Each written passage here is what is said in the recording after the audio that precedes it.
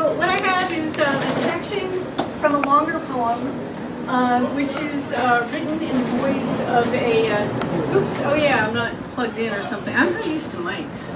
Okay. You have to talk into the mic, darling. That's good, I do need to talk into the microphone. Okay. Yeah, that's good. Okay, yeah, so I'm going to read a chunk from a longer poem that is written in the voice of a disenchanted New Englander named Ed, who gets triggered by last year's presidential election and becomes increasingly consumed by a kind of, well, what he would consider a divine radical quest. So here's a chunk from the middle of the poem where he's already pretty deep in the throes of this thing. It's called Duct Tape from Robert Alpert and Nolene Thompson.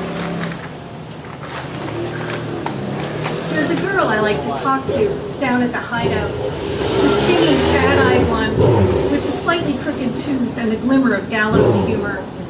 Over here, at the quiet end of the bar, I've got Rachel Maddow on one side, counting down the days till Trump's demise, and a couple guys a few stools down, skewering Hillary for all the wrong reasons. There's no talk of her current petro crusade, this time against Syria.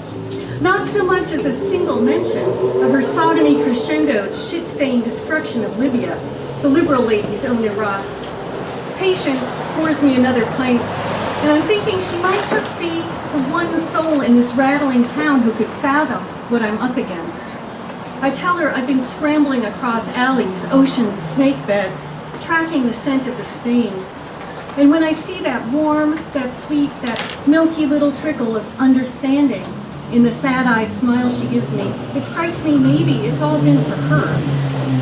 I tell her that TV up there is just a plume, a spate of unclean spirits, spirits like frogs flown from the dragon's mouth, that almost nothing they say is true. Take those chemical attacks we keep pinning on Assad, they've never even been proven.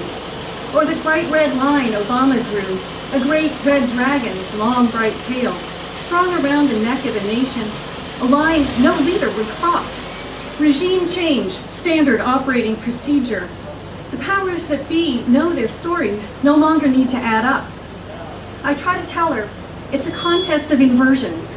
We're all being played, like Pinwheel, shot in Afghanistan 3 years ago. Dude got posted guarding poppies. A machine gun is a flowering terrorist. Is a geopolitically powerful field of machines is a field of poppies. But no one admits it's the same drug-addicted CIA Contra shebang all over again. It turns out I'm talking to half the bar now. Half a dozen brainwashed stoics. A dozen shades of muddled honor, half-sauced like me. Old Mac lights up a Camel, shoots me a bitter stare, then chuckles something to Patience, who turns away, thank God, to pour him another Dewar's. Don't believe me? Look it up. Wander that field for a while, Mac. See if you make it back. See if you glimpse the great red reptile lurking in the blossoms. I'm not always sure where thought and speech collide these days. But the son of a bitch walks up, puts his giant hand on mine, says, "You're nothing but a fucking trash man, son. Who do you think you are to say the U.S. don't deserve us?" But my younger wise-ass self, reborn, refueled, rearmed with facts, blurts out something pompous like, "Behold the steely glint of Lockheed Martin and a handful of bankers stealing some sucker's left leg in Iraq. Or is it Libya, Syria, Yemen, Pakistan, Poppyland, or could it be the West Bank? Mac, the truth is this. Every political puzzle comes down to this. Arms dealers, money launderers, lazy fucking killers, Republicans, Democrats, all." He gives me a good stiff hook to the jaw. My inner wise-ass self suddenly leaves me wanting nothing more than to tell them all, it isn't trash, it's auto parts. Bow and Vinny hustle me out with their wooden arms, their angels' arms, arms I'd never argue with. If you'd come with me, I could show you. We could walk the town on a rainy night, choose any spot you like, then crouch down low, and I'll hand you a trowel, help you dig down deep and deeper still, until you scrape against a surface you can't see.